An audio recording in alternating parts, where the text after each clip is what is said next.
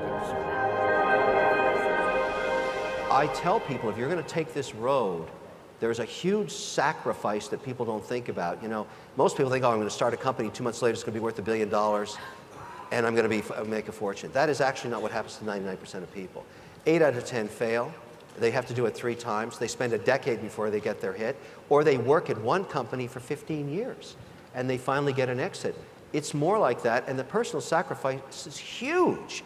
There is no soccer game on Saturday. There's no Sunday dinner with the family. You're working because some guy in China or in India or some woman out there is kicking your ass, because we're in a global competition now.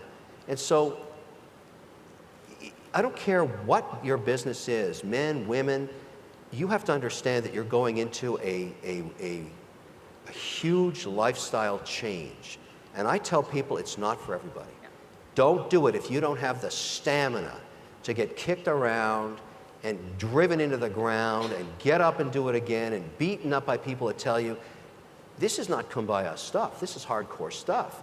And I meet many entrepreneurs that are in tears saying, I can't go on, I haven't seen, you know, my significant other in 2 weeks.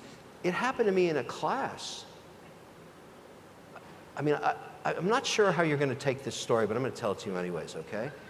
End of a class, 9 at night, 600 people.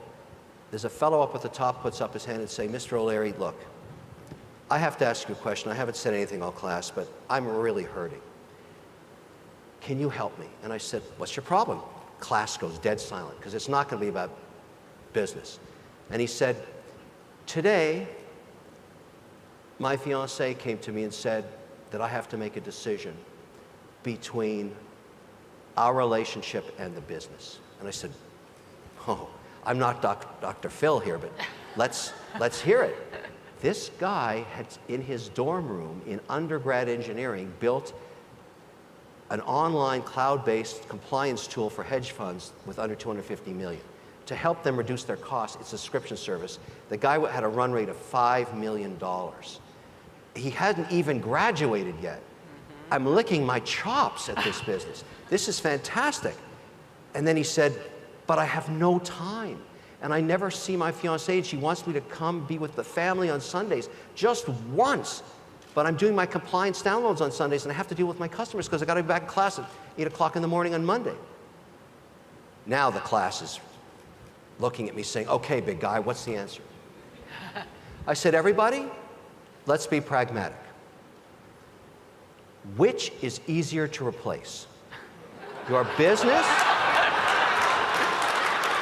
or your fiancé? And the shit hit the fan with that. But let me ask you something. Clearly that match was not right, because if you're going to get into a relationship with an entrepreneur, man or woman, it doesn't matter. You have to understand what drives them. It's not going to be a successful union. It's not going to work. I think he made the right decision. It's interesting that he said because he had to get to class at 8 a.m. I'm thinking, if he already has built this business, why does he need to be in school? Because he wanted to finish and get his ring. And engineers in their 4th year want the ring. Okay. They have worked like, there must be some engineers in this room. They know what that's about. That puts you into a cult for the rest of your life. You don't leave without the ring. Like, that's not going to happen, not in your 4th year. And I get it now because I work with a lot of engineers, but I remember that, and it stuck in my mind, and I think we really debated that about relationships and how important it is for your partner to understand the journey you're in.